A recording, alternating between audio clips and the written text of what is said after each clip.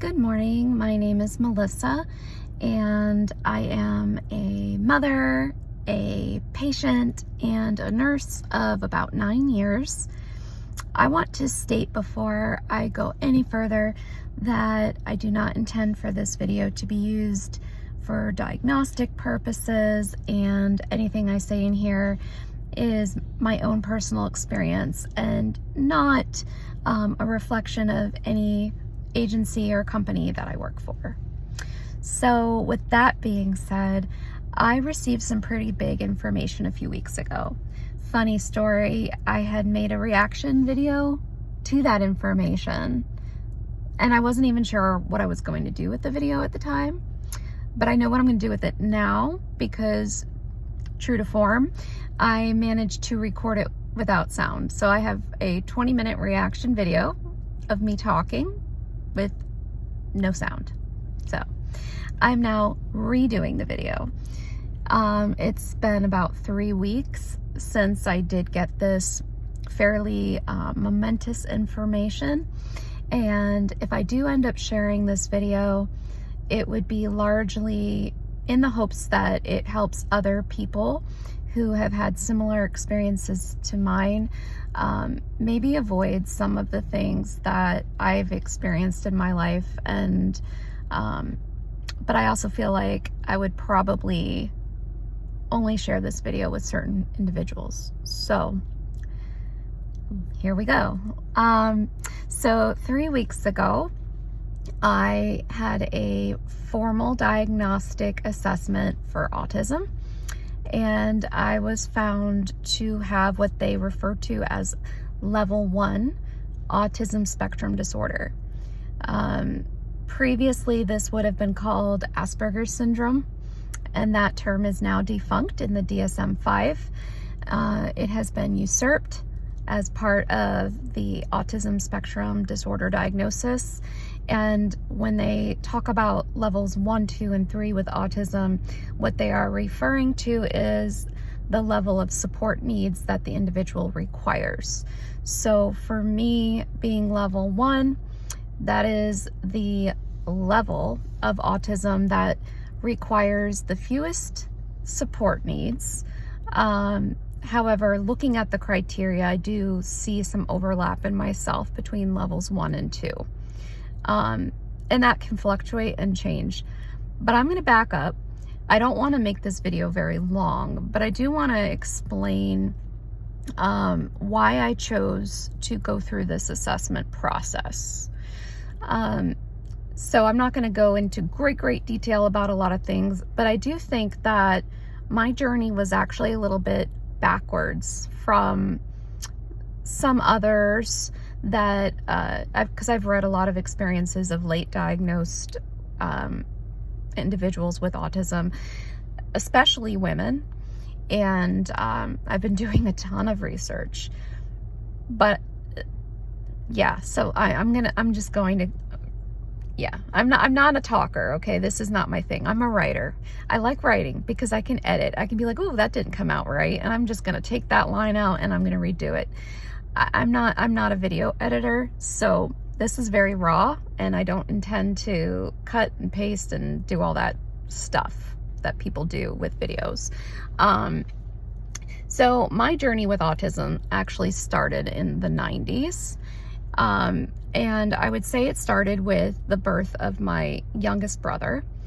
He was, from birth, he had significant delays in certain areas. He was in the NICU. He failed his newborn hearing test and was thought to be deaf. It took him several years and a lot of intense therapies to develop normal language skills, and he was in special education. He will always be requiring a very high level of support needs. And this was autism in my eyes as I grew up. And because I loved my younger brother so much, I made autism a special interest, and I read everything I could about it.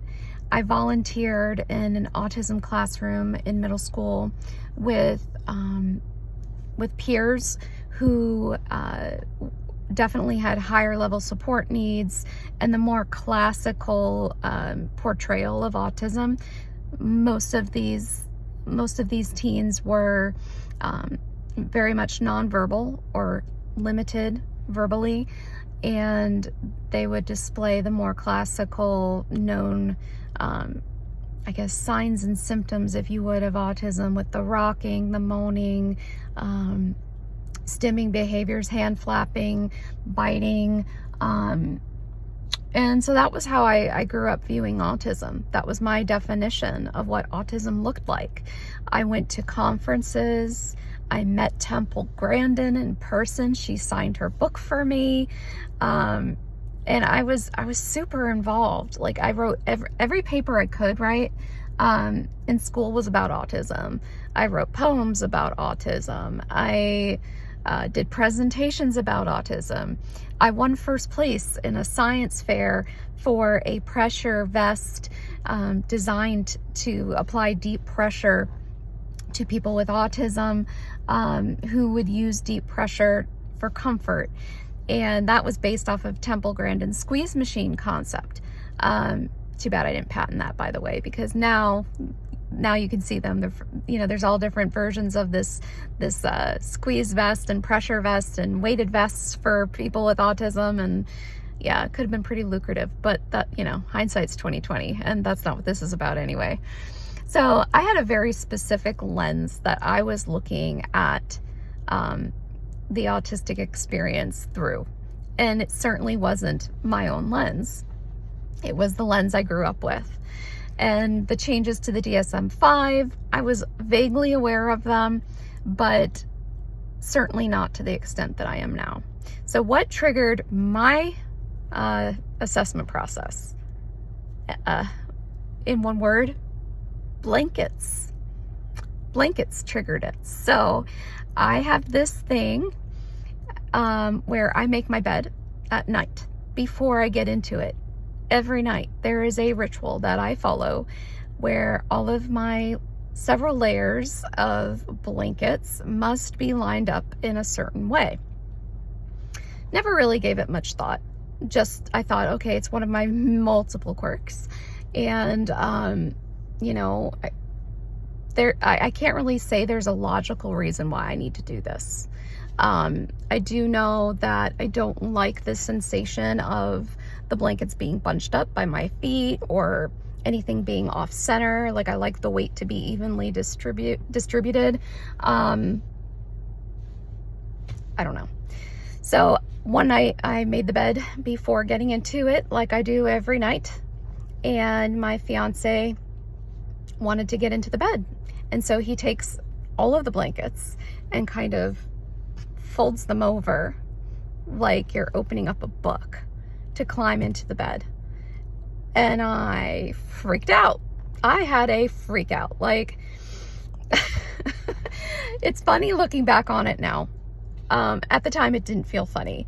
I laid into him about it, and as I'm doing this, as I'm freaking out about it, I'm realizing this makes no sense. So I'm telling him, well, it's because of my physical issues. It's so hard for me to do this. It would have been more considerate if you had just, crawled into bed and pulled the covers down at the top and gotten in that way. And he was upset with me because, like, why is my fiance making such a big deal about blankets? I'm just trying to get into the bed, right? This stuck with me. It just kind of stuck in my head as something that seemed really bizarre. And we both went to bed that night, and I just kind of continued to move through life in my normal way until one day I'm scrolling on Facebook and I see this meme about sensory seeking and sensory avoidant behaviors. Now, throughout my whole life, I've always said things like, well, I can't wear makeup because I don't like the way it feels on my skin. I can't wear lip balm or lipstick because it's too heavy, it's too sticky, it's too greasy. I can't eat this food because it's too slimy. I can't eat that food because it's too lumpy. I can't wear this fabric because it's too itchy. And I mean, the list goes on and on and on. In fact, that's what happened. I decided when I saw this meme, I'm like, that's really interesting. Maybe I have some kind of sensory processing thing that's just not been diagnosed. So I made a list. I started making a list on my computer of all of my sensory quirks and issues. I then expanded that list to include some of my social quirks and issues. 3 single-lined typewritten pages later, I think the font size was like 10 or 12, I thought, I don't think most people have a list like this. Either, written or otherwise, right? I'm like, something's going on here. So I shared it with my coworker, who's a good friend and also self-diagnosed as ADHD, which is ADHD and autistic. And she's like, Melissa, I don't know if you'd be into this, but you might want to take this online assessment called the RADS-R. And I don't know, I've always taken personality quizzes. One of my really big, intense interests throughout my entire life has been like getting to know myself or understand the way people work, the way they think and feel, psychology, spirituality, all the things, right? So I like personality tests and quizzes. I'm like, sure, why not? I'll do this thing. She said, it is an autism assessment. I'm not autistic. That's what I told her. I know I'm not autistic. But yeah, I'll take the test and just see what it says, like just for S and G's, right? So I took the test, and guess what? I scored well above the average for autistic women. That absolutely blew my mind. I didn't know what to do with that. I was in a shock state. I still remember it. Like I can still go back in my head and remember taking that test for the first time. I didn't know what to do with that. And then my friend also gently told me, well, autism is really common in people who have hypermobile Ehlers-Danlos syndrome, Chiari, POTS. No, I didn't know that, actually. Now I know it. And if you know me, or if you've been following me on Facebook, I have all those medical diagnoses and more. Autism is also genetic, by the way. It runs in families. I have a brother with autism. Hello. By the way, so does my self-diagnosed friend. She also has a brother who has been professionally diagnosed as Asperger's as well. Go figure. So what did I do? Well, in true autistic form, I spent my entire Christmas bonus and then some buying books off of Amazon so I could read about autism. And I would read about a book every day or two. This went on for weeks. In fact, it is still going on. I'm actually rereading some of these books now and highlighting. It's just I cannot get enough information about this topic, especially considering that the most recent research goes to show that women and girls specifically are underdiagnosed, misdiagnosed, missed entirely, and it's because autism can present so differently in women and girls, and women and girls tend to develop really excellent camouflaging and mimicry skills to the point that many of the lower support needs women with autism can totally pass as neurotypical. It's not unless you see how they function at home in their daily lives, the cost that socializing takes out of this group of people. For me, if it were up to me, I would never leave my home and never make a phone call and never talk to another person. Even the people I like, but that's not realistic. That's not life. And I've had to make huge concessions to be able to adapt my life in a way that I can get by and function. And it takes a humongous toll on me. Just getting through a work day is absolutely exhausting for me. I come home and I crash. There is just nothing left. I'm done. I'm empty. So I decided to pursue a formal assessment. Even though I was fairly certain, I took every single test that I could find online, most of which put me well within the range of autistic. That wasn't enough for me. I needed to know without a shadow of a doubt that this label was mine and that there was a legitimate medical reason that my life's experience has been the way that it's been. That I'm not broken, that I'm not less than, that I'm not good enough, that I'm not crazy. Because before having this diagnosis, there were a lot of times I felt crazy. And now everything makes, well, I can't say everything. A lot of things make more sense.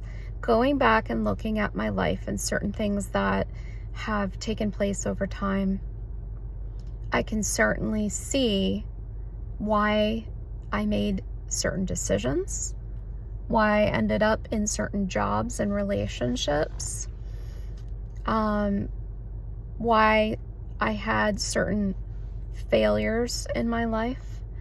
And there's a whole new perspective, I should say. And that's brought me peace. It's allowing me to find some compassion for myself. It's not all been positive. Like, it certainly is difficult to go 4 decades believing you're just bad at being human and that, somehow you're failing at life. And then all of a sudden realize, no, actually, you've done pretty darn good considering your circumstances. You're not failing at life.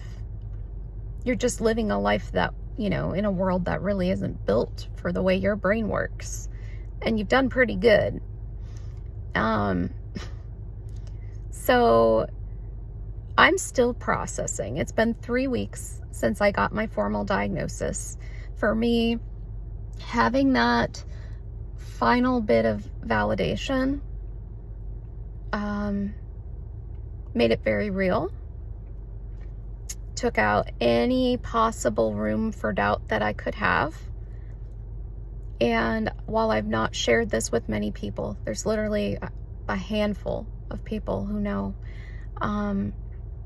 my knowing it is the most important, because now I get to work towards accepting it and towards learning how to better take care of myself. Because I have put myself in positions where I have burnt out.